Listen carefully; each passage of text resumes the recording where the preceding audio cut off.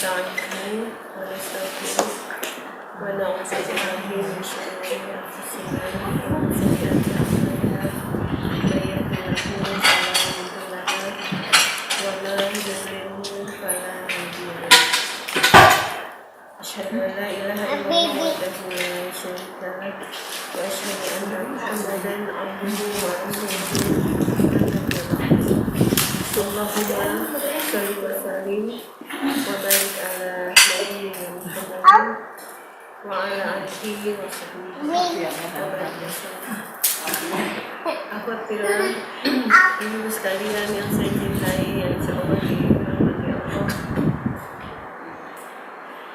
dengan izin Allah, akhirnya ya, kita bertemu kembali setelah Jumat kemarin kita rencanakan ya, izinkan kita bertemu di hari ini, hari pertama setelah kita libur bulan Ramadan ya, sebagai Ramadan, kemudian Syawal, mudah-mudahan kita awali dengan penuh kesyukuran ya, bahwa Allah masih memberi kita kesempatan ya, untuk menjalani kehidupan ini yang kalau kita evaluasi mungkin setelah menjalani Ramadan belum tentu juga kita semua sukses ya, menjalani Ramadan. Jadi ketika kita tidak sukses menjalani Ramadan, maka yang paling inti dari ibadah Ramadan yaitu diampuni ya dosa-dosa kita, belum tentu juga kita mendapatkan. Nah, sehingga dengan begitu kesempatan bahwa Allah masih memberi kita kesempatan untuk memperbaiki kesalahan atau dosa yang terlanjur kita lakukan masih ada ya pada hari ini. Ya, mudah-mudahan kita mensyukurinya dengan kemudian mengevaluasi kekurangan-kekurangan yang masih ada pada kita, kemudian kita coba untuk memperbaikinya. Kemudian kita juga bersyukur bahwa kesempatan itu masih Allah berikan kepada kita sehingga kita masih bisa menjalani hidup kita ini ya, sesuai dengan apa yang Allah perintahkan, yaitu beribadah ya kepada Allah. Dan rasa syukur ini tentu saja harus kita realisasikan dengan kemudian kita bersungguh-sungguh ya mengisi setiap waktu ya di dalam hidup kita ini bernilai ibadah ya. Jadi itu yang menjadi perintah Allah buat kita. Nah, ada perenungan yang harus kita lakukan ya, karena ini hari pertama ya kita perenungan buat kita agar kita bisa mengevaluasi apakah Ramadan yang merupakan hadiah ya, yang Allah berikan kepada kita ya, kesempatan kita bisa menambahkan dosa-dosa atau kesalahan-kesalahan yang terlanjur kita lakukan itu benar-benar sudah kita jalani ya dengan dengan benar ya, dengan sungguh-sungguh atau tidak gitu ya. Jadi kalau kita mengacu kepada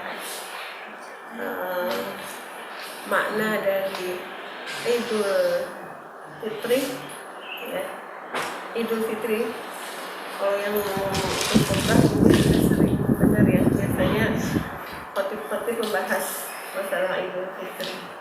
Itu artinya apa ya, Idul Fitri? Artinya kembali itu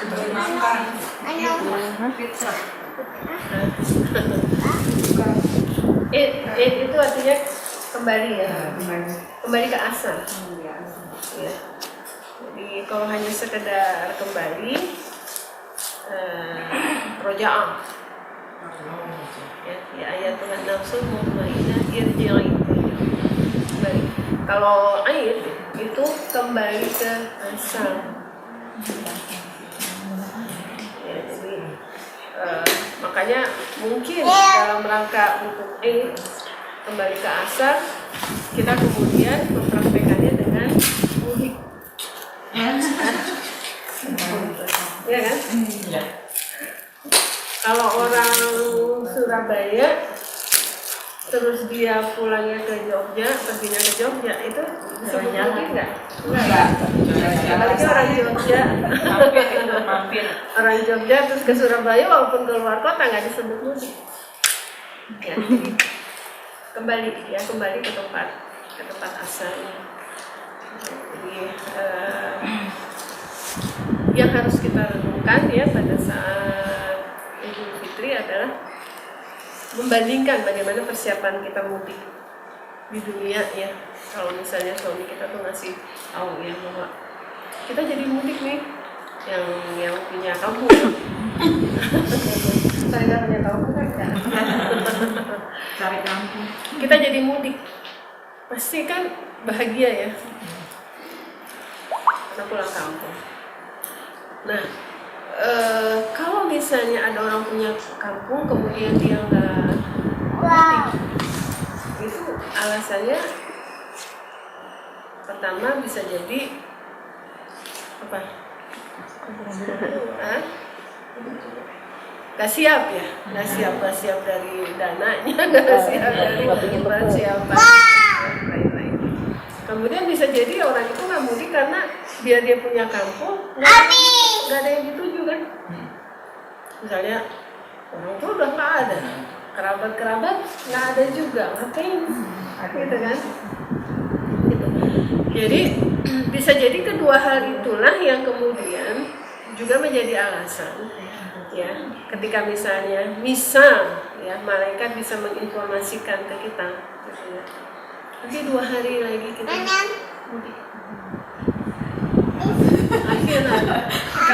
mudik akhirat. Kalau dikasih tahu gitu gimana ya? Nah, kira-kira kita siap nggak? Bahagia nggak? Sama dengan ketika dikasih tahu bahwa kita mau mudik pulang kampung. Ya. Kalau misalnya kita nggak siap, berarti kan yang harus dievaluasi mungkin itu tadi. Pertama merasa masih bekalnya kurang. Gitu ya. Kemudian bisa jadi kita memang nggak punya tujuan akhirat. Ya, banyak orang-orang yang kemudian hidupnya di dunia itu urusannya ya pokoknya sudah nikmati sepuas-puasnya hidup di dunia, dia nggak punya target untuk tujuan kembali ke akhir. Ini nggak sih. Jadi pertama yang harus kita renungkan, siap nggak kita, bahagia nggak kita, sama bahagianya seperti kita mudik ya pulang kampung. Kalau misalnya kita merasa masih belum siap, nah ini yang harus kita evaluasi. Berarti apa bekal yang harus kita siapkan ya untuk kita kembali ke tanah. Nah kemudian fitri ya.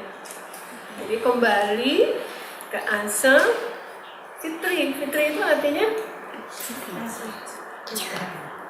dia punya 2 akar kata ya. Fitri itu punya 2 akar kata. Jadi kadang-kadang ada yang bahas akar kata yang ini, ada yang bahas akar kata ini. Tapi sebenarnya akar katanya ada 2 fitri itu. Pertama futur. Futur. Fitri itu asal katanya futur. Ya, futur. Tapi bukan pakai ta ya. Futur. Futur itu artinya kalau dalam bahasa Indonesia itu sarapan. Sarapan. Kembali sarapan. Makan gitu ya. Sarapan. Jadi makan yang pertama kali dimakan itu namanya futur. Breakfast. Gitu ya. Nah, kalau di bulan Ramadan makan yang pertama kali kita makannya itu ditunda. Pertama kali kita makannya ditunda sampai maghrib. Nah, makanan awal yang ditunda sampai maghrib itu istilahnya iftar. Bahasanya sama. Iftar itu makanan awal tapi ditunda, harusnya pagi itu namanya. Ya, makanya kemudian biasanya diiringi dengan kata takhir ya, takhirul iftar. Segerakan makanan awal yang ditunda itu disegerakan. Kau boleh lama kan kita kalau mau buka. Nah, pada saat Idul Fitri ya dengan akar kata yang pertama itu maksudnya hari dimana kita kembali ke futur lagi, bukan Sarapan iftar, lagi. hari ke sarapan lagi. Ya. Makanya ketika Idul Fitri kan disyariatkan untuk sebelum sholat Id kita makan sarapan dulu gitu ya. Makanya sholat hari raya Idul Fitri itu boleh agak siang ya, memberi kesempatan orang untuk sarapan. Kalau Idul Adha kan enggak, puasa dulu dan jangan ditunda ya, karena habis sholat kemudian menyembelih udhiyah. Udhiyah itu kurban, hewan yang disembelih pada saat duha, terus disembelih dimakan, karena syariatnya kan harus kepala keluarga yang potong, makanya bisa cepat. Kalau dititipin ke masjid bisa nggak duha dipotongnya, bisa zuhur, bisa sholat. Kalau hewannya banyak itu ya. Jadi kalau di akar kata futur ya, itu kan kita kembali sarapan lagi. Nah, yang jadi perenungan buat kita boleh jadi bukan hanya kita kembali sarapan lagi, tapi kita kembali ke kebiasaan sebelum Ramadan lagi. Ya. Jadi sebelum Ramadan nggak ke masjid. Habis Ramadan ke masjid kan? Selesai Ramadan kembali nggak ke masjid kan? Sebelum Ramadan nggak baca Quran, Ramadan baca Quran, selesai Ramadan kembali nggak baca Quran. Jadi mengikuti ya, bukan hanya urusan kembali ke pola makan saja, tapi bisa jadi kita kembali pada hal-hal yang pola sebelum kita Ramadan. Nah, jadi sesuai dengan yang disebutkan di dalam hadis, kamin soimin laisa lahu min siyamihi ila ju'wan ofus. Nah, jadi ada orang-orang yang puasa itu dia nggak mendapatkan apa-apa kecuali hanya lapar badan. Mudah-mudahan kita nggak akan masuk yang seperti itu. Ya, jadi kalau kata Ibnu Mas'ud, ada orang-orang yang masuk Ramadan cuma numpang soleh. Numpang soleh. Yang tadinya nggak sholat minimal tadi terawih. Kenapa? Nggak sholat, nggak terawih, tapi jadi puasa. masalah nggak tahu kita tuh puasa aja Ramadan. Ya karena memang Emang belum Ramadan itu hanya merubah pola saja. Dia mau ngambil pola sholatnya, mau ngambil pola puasanya, tergantung lingkungannya apa, dia mau ambil yang mana. Nah selesai, Ya sudah juga gitu ya. Jadi kita sedekahnya banyak, apa selesai Ramadan sudah nggak ada yang tertinggal, ya. Nah itu yang harus kita jadikan renungan. Nah kemudian kalau di akar kata yang kedua ya, fitri itu fitrah, ya fitri itu fitrah. Fitrah itu artinya ma'rifatullah. Ya, fitrah itu ma'rifatullah. Ma'rifatullah itu artinya apa? Mengenal Allah. Jadi pada saat Idul Fitri itu adalah hari ya setelah kita mengikuti kan itu kutiba ya. Kalau kutiba itu kan sebenarnya bukan diwajibkan, tapi diprogram, disetting ya, pelatihan yang memberikan kepada kita dengan judulnya itu apa? Siang ya, kutiba alaikum siang. Jadi dengan pernak-pernik yang mengikutinya. Kalau kita hanya bilang diwajibkan puasa, berarti kesannya yang wajib puasa saja. Tapi gibah nggak apa-apa, gitu kan? Yang wajib puasa saja, makanya tadi nggak sholat juga nggak apa-apa, gitu kan? Jadi kalau misalnya kutiba itu disetting dengan pernak-perniknya, ya, dengan kegiatan-kegiatan yang akan mendukung kita sukses dengan program yang diprogramkan Allah, gitu ya. Nah jadi setelah kita bersungguh-sungguh menjalani ya program yang Allah programkan buat kita, ada Ada sebagian yang kemudian idulnya itu menjadi idul fitrah, yang kembali fitrah lagi, kembali ma'rifatullah lagi, kembali mengenal Allah. Karena dulu kan kita semua kita fitrah kan. Alastu bi rabbikum qalu bala syahidun. Qalu bala syahidun. Ya, jadi pada saat itulah kita fitrah. Ya, kemudian ditiupkan ruh pada saat janin 40 hari yang ketiga ya, kalau di hadis apa itu 40 hari yang ketiga ditiupkan ruh alastu bi rabbikum fitrah. Nah, kemudian pada saat fitrah berkembang terus lahir 4 bulan ya, sekitar 120 lahir. Nah, pada saat lahir itu awalnya fitrah. Kullu mauludun yuladu ala fitrah. Semua fitrah, semua masih ma'rifatullah. Tapi kemudian fa'abawahu au yumajisanihi au yuhawidanihi au yunasiranihi.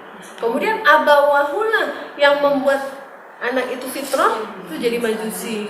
Majusi ya, majusi apa? Menyembah api. Kemudian abawahulah yang membuat Yahudi. Abawahulah yang kemudian membuat Islam. Abawahu itu apa sih? Orang tua. Bisa orang tua, bisa orang tua, bisa orang tua, bisa lingkungan, ya, bisa pergaulan, bisa sekolah, bisa bacaan, bisa kajian, ya, itu kajiannya kajian aliran sesat, gitu ya. Jadi itulah yang membuat orang kemudian tidak fitrah lagi, tidak ma'rifatullah lagi, tidak kenal Allah lagi, ya, tertutup.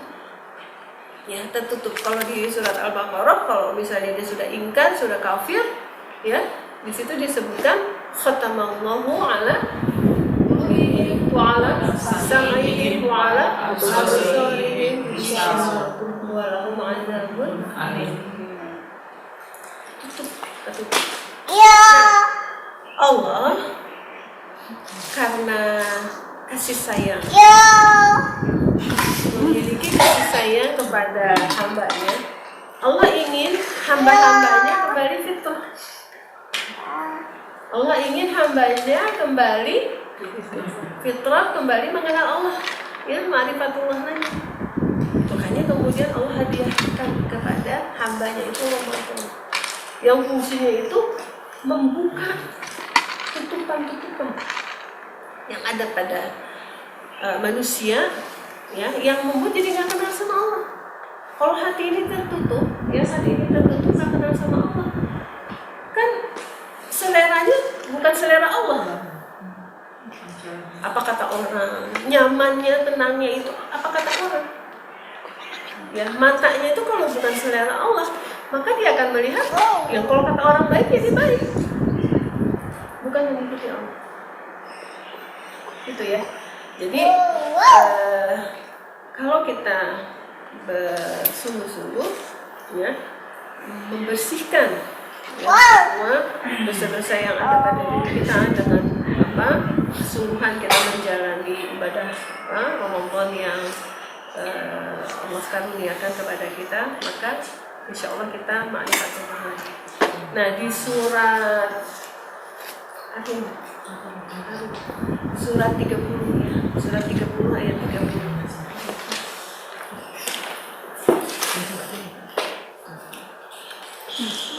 Surat 30 ayat 30.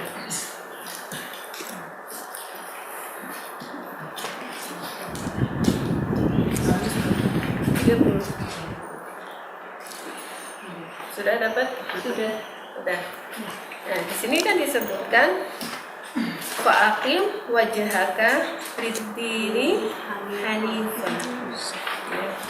Kemudian fitratallahi allati fataran nasa 'alaiha.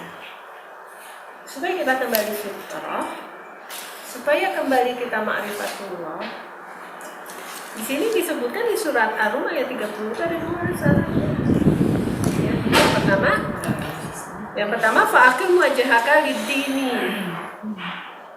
Ya. hadapkanlah wajahmu dengan lurus kepada agama ini, agama Islam. Maksudnya hadapkan wajah dengan lurus kepada agama ini, maksudnya apa?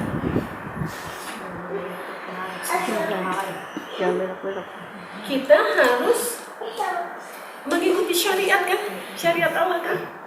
Jadi wajah itu jangan diterjemahkan muka. Ya, wajah itu dari ujung rambut sampai ujung kaki kan. Kalau orang sholat itu kan sholat menghadap ke kiblat kan, semua dari ujung rambut sampai ujung kaki. Ya. Jadi hadapkanlah seluruh diri kita kepada syariat. Ikutilah syariat dalam semua aspek kehidupan kita, dalam semua aspek, baik yang sifatnya umum maupun yang sifatnya khusus. Ikut aspek itu. Jadi aturan syariat itu harus kita terapkan ya dalam diri kita.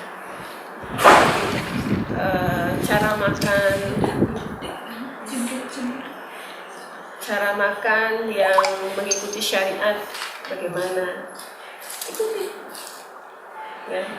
Makanan yang kita makan halal apa haram harus perhatikan.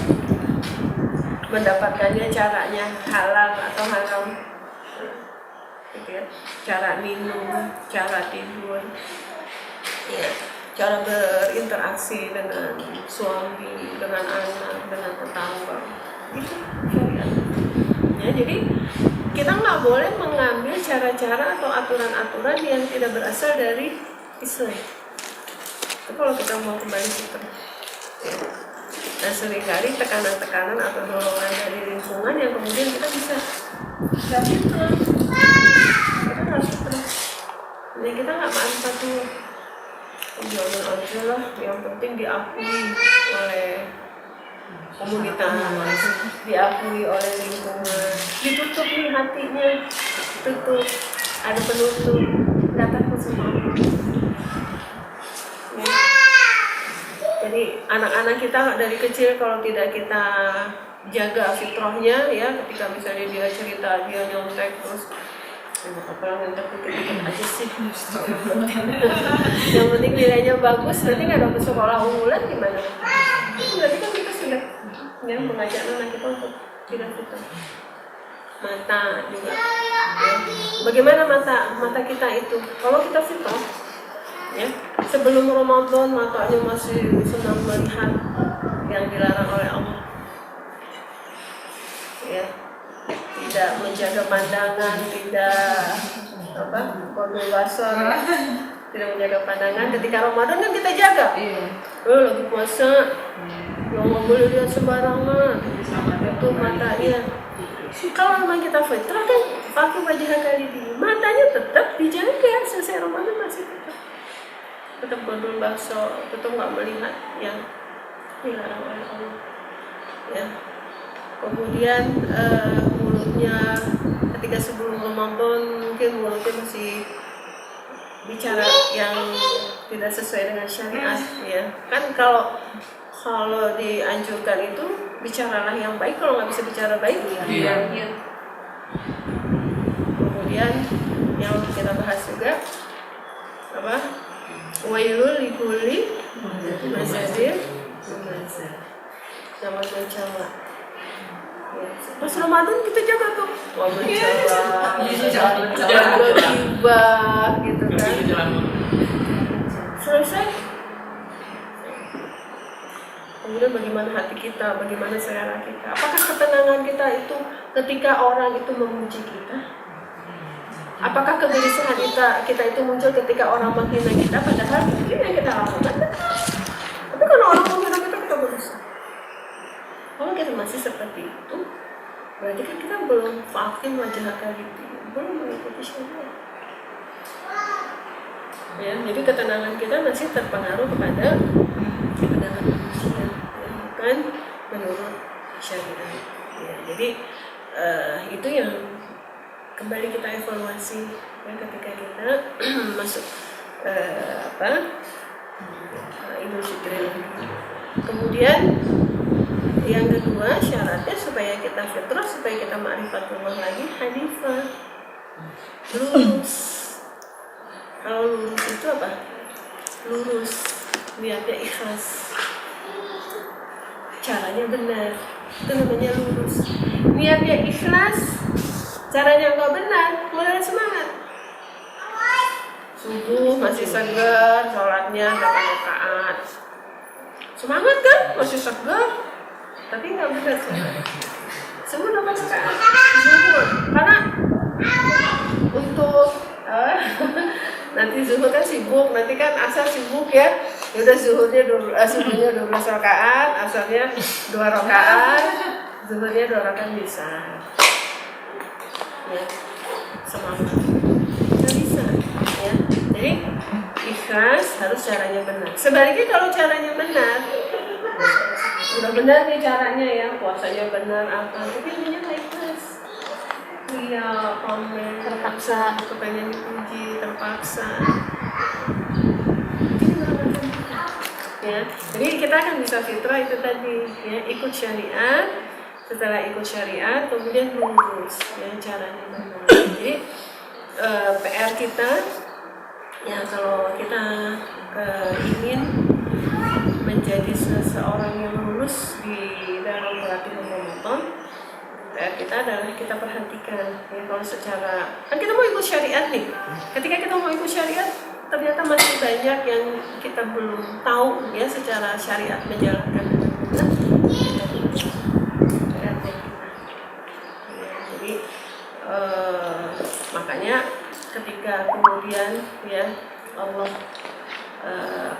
hadirkan kita di satu majelis, ya, di mana di majelis itu kemudian kita berzikir kepada Allah. Berzikir itu kan tidak mengucapkan zikir-zikir ya, ungkapan-ungkapan tapi Allahnya jauh, tapi kita bahas, ya, kita kaji sehingga Allahnya hadir, ya. Tentu saja kemudian kita berharap bahwa yang di dalam hadis disebutkan Allah kemudian memerintahkan malaikat hadir ya ke majelis zikir, yang malaikat itu kemudian malaikat itu berkumpul menutupi sampai ke langit terendah, kemudian lapor kepada Allah apa yang menjadi keinginan, ya, yaitu keinginan orang yang hadir itu mendapatkan surga, ya. Orang yang hadir itu mendapatkan surga. Apakah orang itu sudah pernah melihat surga? Belum, ya Allah. Belum lihat surga, pengen surga, ya. Kemudian Allah kabulkan, ya. Kemudian apa yang mereka minta dilindungi? Mereka minta dilindungi untuk tidak dimasukkan ke dalam neraka. Apakah mereka sudah pernah melihat neraka? Belum pernah. Ya. Jadi belum pernah melihat neraka, tapi mereka minta dilindungi untuk tidak masuk neraka. Allah kabulkan. Ya, jadi kalau kemudian Allah ringankan langkah kita untuk hadir di majelis zikir, ya, itu harus kita syukuri. Jadi memang benar-benar hadir di majelis zikir itu Allah hadir. Allah hadir, sungguh-sungguh kita memaknai apa yang kita bahas, ya, sehingga kemudian semangat kita makin muncul, ya, makin bertambah. Nah, kalau di dalam hadisnya fitrah itu, ya, fitrah itu di dalam salah satu doa iftitah, ya, doa iftitah ketika sholat kan ada sekian wajah tuh wajah dari matahari sama hati. Jadi kalau kita baca doa iftitah itu kan sebenarnya kita berjanji kan, berjanji kepada Allah bahwa akan menghadapkan gitu ya seluruh aspek hidup kita dari ujung rambut sampai ujung kaki untuk perintah aturan. Jadi aneh, ya, aneh kalau misalnya orang sholat terus salam, terus yang tadinya misalnya dia tidak nutup aurat, sholat pakai terus saya sholat dibuka lagi. Tadi berjanji. Janji kan kalau paham dengan apa yang dibaca, janji sama Allah mau ikut, ya. Selesai salam lagi, mulai lagi mulutnya. Selesai salam, mulai lagi, ya, perilaku yang tidak baik. Hanya janjinya sama Allah. Itu kan berarti kembali bahwa kita tidak paham. dengan apa yang kita lakukan. Nah, kalau kita tidak paham dengan apa yang kita lakukan, maka esensi dari ibadah yang kita lakukan jadi masalah. Nah, kalau ibadah-ibadah yang khusus itu memang butuh syarat untuk melakukannya kan, sholat, haji misalnya gitu kan ada syarat. Kalau misalnya aturan mainnya itu tidak kita lakukan, maka pahala tidak sampai kan kepada kita. Malah bisa jadi malah dosa. Ketika sholat sembarangan ngerjain, gitu ya. Haji sembarangan ngerjain, nggak dapat. Nah, kita ini dulu, kita take up dulu ya dengan aktivitas-aktivitas yang sifatnya tidak ibadah khusus. Makan, kan itu nggak ibadah khusus. Tapi sepanjang ketika kita mulai makan baca basmalah, sepanjang kita masih makan itu, kan ibadah terus. Minum, ya, ibadah terus. Jadi kalau orang tidak mengucapkan bismillah, dia minum sama orang yang mengucapkan bismillah kan sama-sama hausnya hilang kan? Nah, sama-sama hausnya hilang kalau dia tidak mengucapkan bismillah, dengan rahmatnya Allah hausnya tetap hilang. Dengan rahimnya Allah ketika orang itu baca bismillah dapat pahala. Jadi kalau dari bangun tidur sampai tidur lagi semua kita mulai dengan membaca bismillah, kita sudah penuh dengan ibadah. Kadang-kadang kita berpikir pahala yang besar itu di urusan yang sifatnya ibadah khusus, yang ternyata kita belum mempelajari dengan benar cara ibadah khusus itu. Nah, ini tidak bernilai pahala. Ya, nah yang ini disepelekan. Makan kita anggap bukan ibadah, minum kita anggap bukan ibadah, mengurus suami kita anggap bukan ibadah, mengurus anak, mengantar anak sekolah karena nggak ada bismillahnya, ya sudah. Gitu ya, jadi makanya yang lalu kan yang kita bahas tentang Al-Fatihah ya, kalau kita sudah bismillah sudah masuk tuh ibadah. Itu dalam rangka mempersiapkan ya, dalam rangka mempersiapkan bekal ketika kita kembali. Saya sholatnya masih belum, saya ini masih belum, ya sudah dari yang semua yang kita lakukan itu saja kita memperbaiki ya ibadah khusus kita. Ya, jadi itu dalam rangka mempersiapkan bekal kita. Nah, jadi kembali lagi bahwa kalau orang itu kembali kepada fitrah, ya, ma'rifatullah lagi, ini dibuka semua jadinya kan, penutup itu dibuka, kenal lagi. Ya, kalau kita kenal bahwa Allah itu dengan sifat-sifatnya ya, Allah al-Basir misalnya, Allah Maha Melihat. Kalau kita kenal bahwa Allah Maha Melihat, ada orang, tidak ada orang. Kalau kita tahu itu salah, nah kita kerjain. Ya. Kan aneh, orang ke masjid nih, masjid selesai salam, dia sholat. Pas keluar, tengok-tengok kan ada. Berarti kan dia nggak kenal Allah, padahal sholat. Allah al-Basirnya langsung. Iya, jadi nauzubillah ya. Jadi kalau disebutkan inna sholatan sana anil fahsya'i wal kira-kira itu sudah terjadi belum sebenarnya? Fahsya apa fahsya? Fahsya apa fahsya? Apa dari fahsya? Fahsya itu yang disukai sama syahwat. Syahwat itu kalau misalnya nggak dikontrol, nggak dijaga, itu senangnya kan yang jorok-jorok. Kopi itu.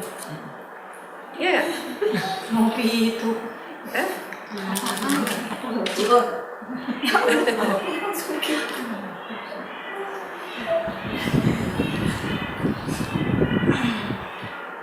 Di surat Ali Imran ayat 14.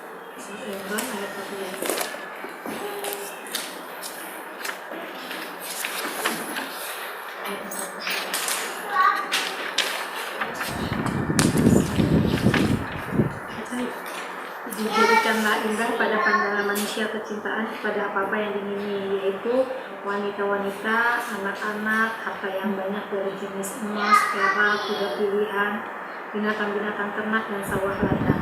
Itulah kesenangan hidup di dunia, dan di sisi Allah kembali di surga. Ya. Jadi syahwat ini, ya kan, syahwat mata, syahwat mulut, syahwat perut, ini senang nih sama yang begini nih. Ya kan? Jadi ada apa tadi itu bisa ya. Kalau syahwat itu tidak dikontrol, jadi fahsyah itu ngikutin syahwat, maka dia seleranya dia akan senang sama perempuan-perempuan yang jorok. Jorok itu bukan berarti jorok, Orang gila. Itu mah orang gila.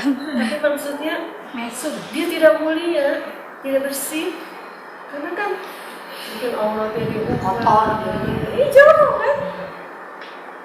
Nah, orang yang fahsyah itu dia akan seleranya bukan sama perempuan yang suci, yang menjaga kehormatannya, yang menutup auratnya, tapi dia sebenarnya yang diumbar. Padahal sebenarnya implan sana implan sini juga ya. Dia selera sama ini gitu. Sininya besarin, sininya selera jorok.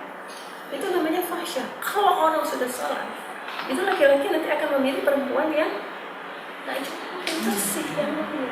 Sebaliknya perempuan juga gitu, ketika memilih laki-laki, dia akan seleranya kepada laki-laki yang bersih, bukan yang jorok. Jorok itu adalah yang cenderung dia nanti akan ketika memberi nafkah kepada kita, nafkah yang tidak apa-apa nutup mata, ya dikasih yang nggak halal nutup mata, kita tetap selera. Kenapa? Iya, selera yang begitu itu fahsyah. Kalau orang salah tidak akan selera karena selera. Kalau salah itu, ya. Kemudian walbanin, ya anak, ya. Memang secara fisik bersih, anak kita bersih, sehat, seger, selalu imunisasi, kontrol lengkap, ya pengobatan makannya. Vaksin palsu kali. Iya, karena vaksin palsu. Makanannya, pakaiannya itu bersih. Anak kita tidak kita arahkan untuk bersih. Ya, pasokan, rupiahnya tidak kita arahkan, kita tutup mata di situ. Itu berarti kita fahsyah. Lalu kita seleranya kok anak kita maunya dijadikan anak yang tidak fitrah, anak yang tidak bersih. Gitu. Kemudian ya dan seterusnya, yang pokoknya kalau mulutnya itu seleranya kebun binatang, ya ungkapannya kan kalau kita mengekspresikan dengan yang jorok itu kan bisa mempengaruhi ya pikiran hati. Itu fahsyah. Kalau mungkar ya memang yang harus diingkari, yang sama Allah nggak boleh mencuri, ya. Oh ya itu tadi kan berarti dia mungkar. Kalau masih terus sendal orang. Tapi kita mungkin bukan hal-hal yang sederhana yang kita lakukan, mungkin. Tapi setelah sholat, ketika kita masih seleranya itu selera yang yang rendah, bukan yang suci, yang mengarahkan kita untuk kepada Allah, kita masih fahsyah.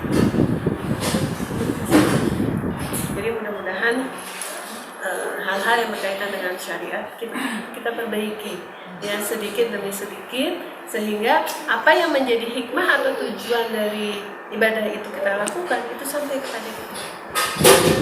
Bukan sholat tiap hari ini. Sholat itu yang agama ya. Kelakuannya masih. Nah sekarang masih artinya sholat apa? Menyambung. Menyambung. Sholat itu menyambung doa. Isinya doa. Artinya sholat itu menyambung. Sholat kan, silaturahmi. Ya. Isinya doa. Ya. Kenapa? Komunikasi sama Allah. Jadi kita terhubung sama Allah, terus isinya kan doa. Permintaan. Doa di situ yang pada saat Al-Fatihah itu doa. Ihdinas siratal mustaqim. Kemudian pada saat ruku ya itu bisa diisi dengan doa, ya, merenungkan ya, misalnya ketika sebelum sholat kita sedih sekali, kenapa kok kita dihina sama orang, dikecilkan. Nah, ketika ruku, ketika kita baca subhanallah, subhana rabbiyal azim, alhamdulillah, Allah yang maha agung. Gitu kan, kita langsung rasa gitu, Allah yang maha agung. Ya, jadi kalau Allah yang maha agung itu mengagungkan kita, membesarkan kita, kita udah nggak penting.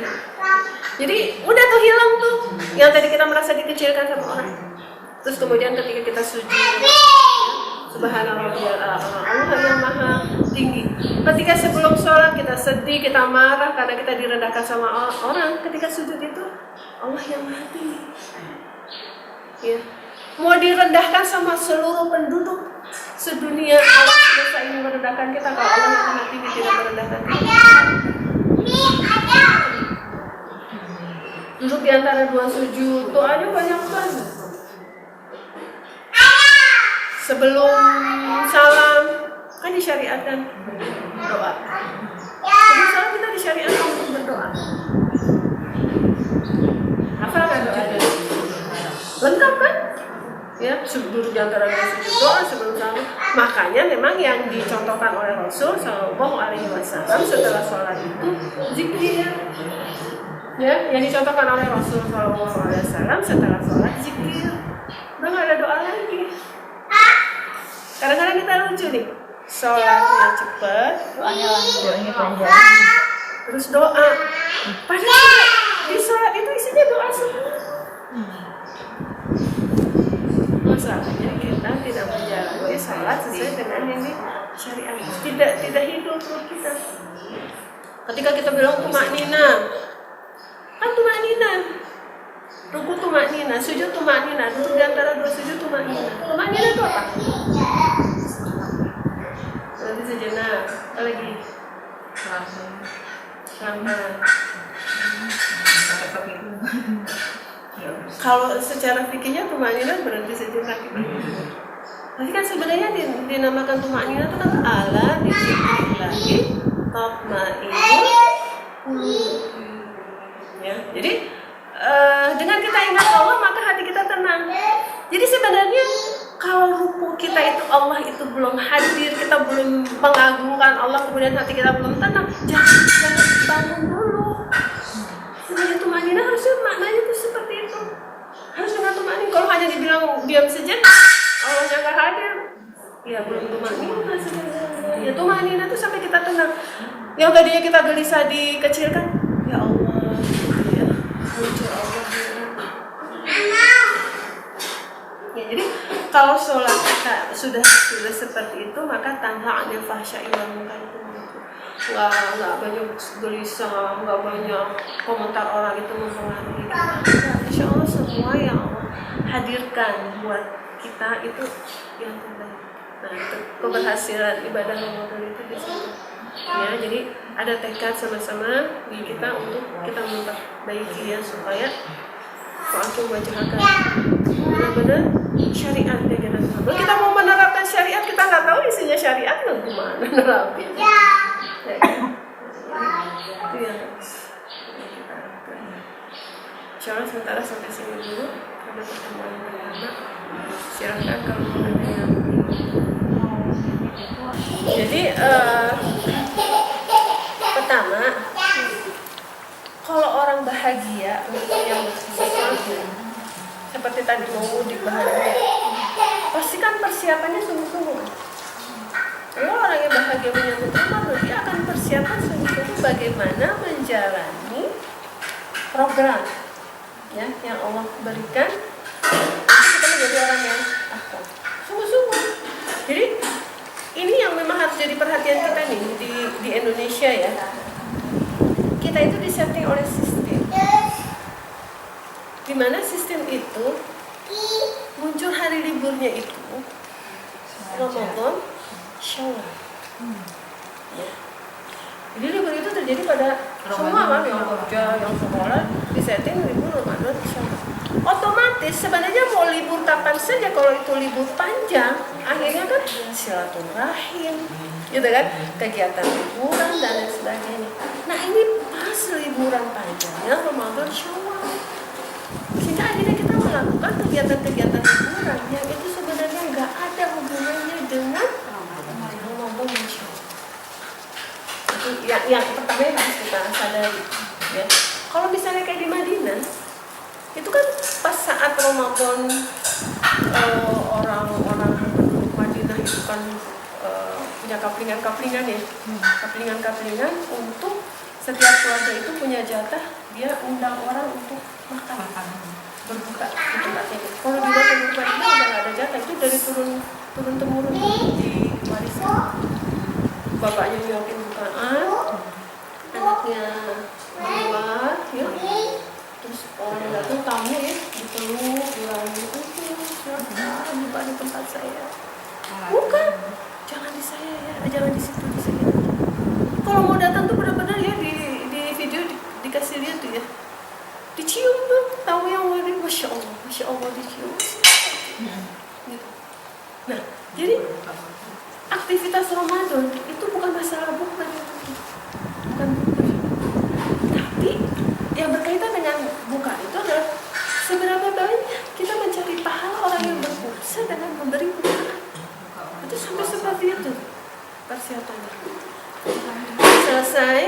Selesai Syawal ya, kalau yang umroh sampai ini ya, sampai Idul Fitri.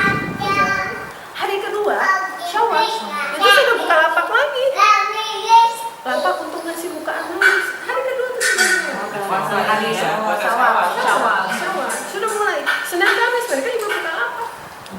Jadi maksudnya kita harus sadar bahwa kita itu di satu tempat, wilayah, kultur, budaya, di mana sistem itu mempola kita melakukan aktivitas-aktivitas yang sangat bertolak belakang dengan aktivitas yang berkaitan dengan sehingga misalnya karena mudik, karena urusan halal, Syawal itu bukan urusan halal bihalal, bukan urusan silaturahim. Syawal itu adalah saat kita mengevaluasi bahwa kita kalau masih kurang ya, kita evaluasi, kita perbaiki ya.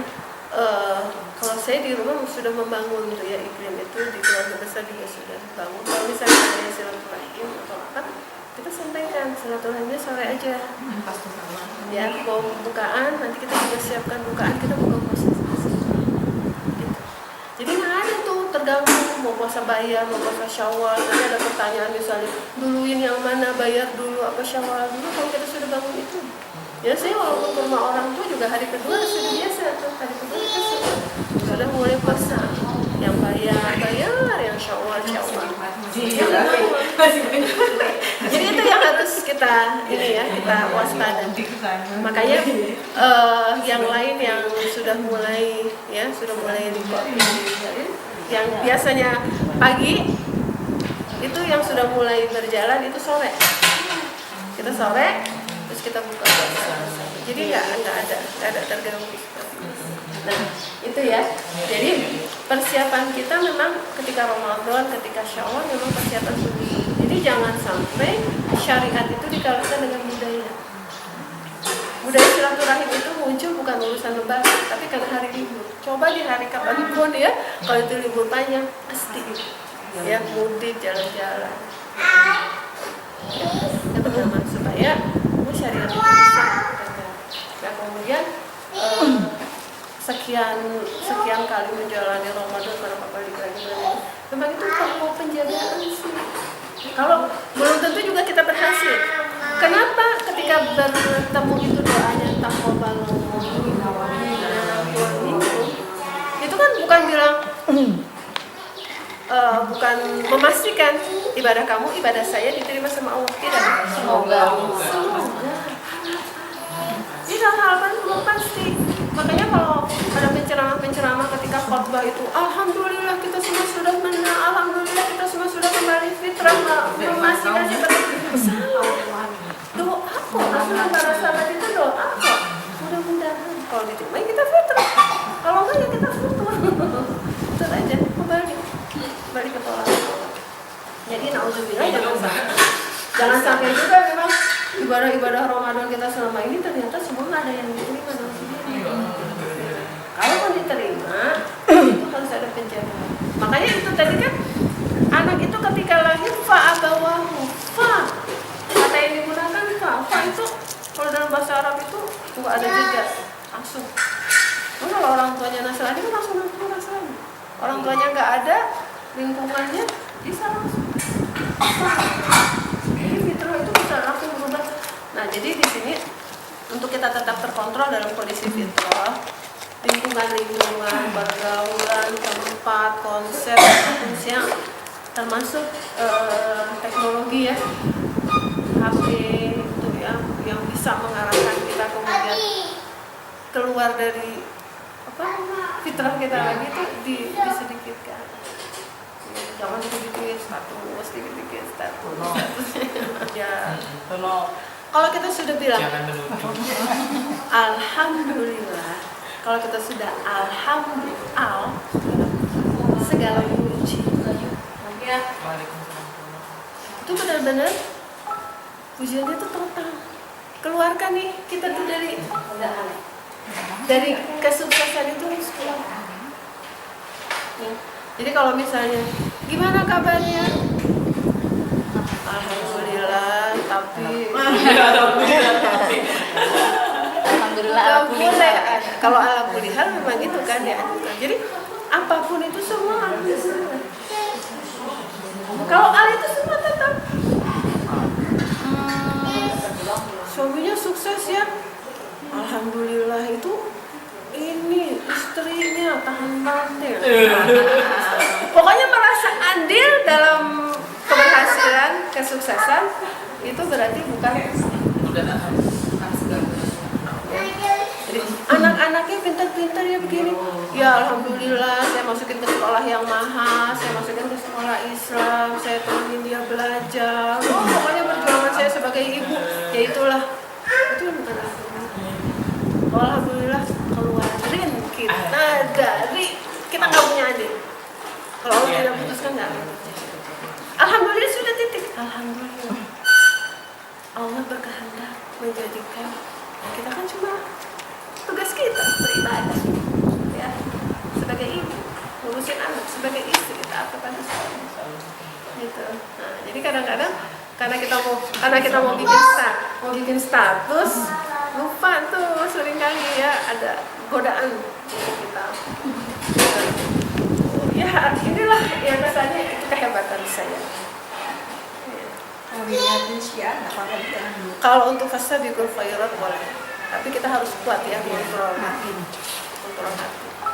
Pahalanya 2 kan kalau kita fastabiqul khairat. Tapi tingkat kesulitannya juga lebih besar ya. Tingkat kesulitannya lebih besar. Ya. Godaan menjaga hati. Terus aja kan sampai sudah selesai, sampai sudah melakukannya terus. Kita diarahkan. Takutnya kampanye.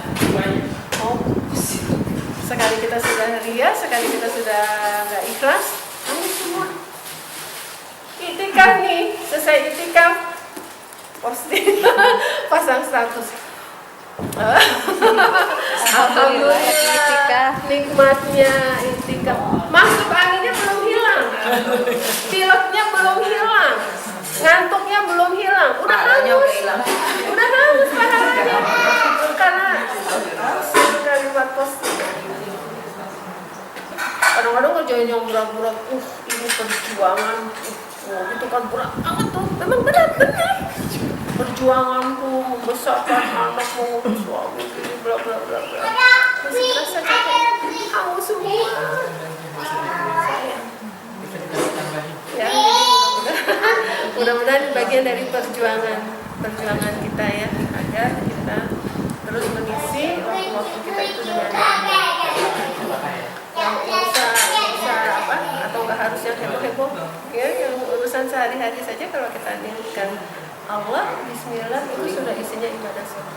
Bisa jadi orang yang dalam hidupnya kita kenal sebagai ahli ibadah kan, ahli sholat, ahli zakat, ahli puasa, ahli haji, tapi kemudian ya kembali kepada Allah gak bawa apa-apa. Tapi ada orang yang hidupnya mungkin dia terlihat sederhana, tapi dia isi semua itu ya dengan keikhlasan ibadah kepada Allah. Nah, kita kembali ke surat An-Nur tadi, surat 30 ayat 30. Agama yang lurus kita. Pokoknya pertama ikut syariat, setelah ikut syariat hanifah. Kalau kita sudah fitrah, sudah terbuka sih yang kita kenal. Ikut syariat kan termasuk akhlak. Ya kita bermuamalah juga kalau tidak ikhlas nggak bisa kan. Ini kan kuncinya di ikhlasnya, di hanifah tadi.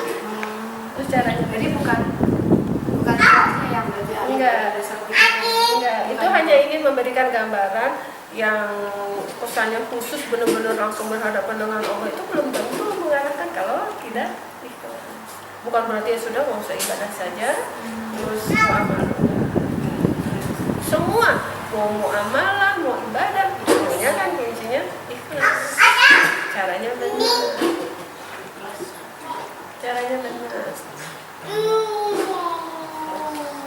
Jadi kalau berinteraksi dengan manusia jangan kita manusia semua orang udah paham ya.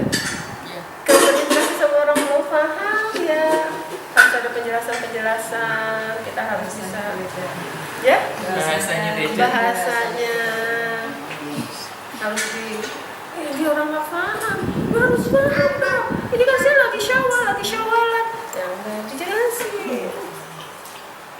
Kalau nggak paham juga ya sudah buka puasa sunnah. Ya kenapa nggak dijelasin? Mohon maaf saya masih silaturahim. Ya. Tapi ini kita datang dalam kondisi puasa nggak usah nyiapin makanan. Kalau mau nyiapin makanan ya sudah berarti sore datangnya gitu. Jadi harus ada penjelasan kalau orang tidak paham.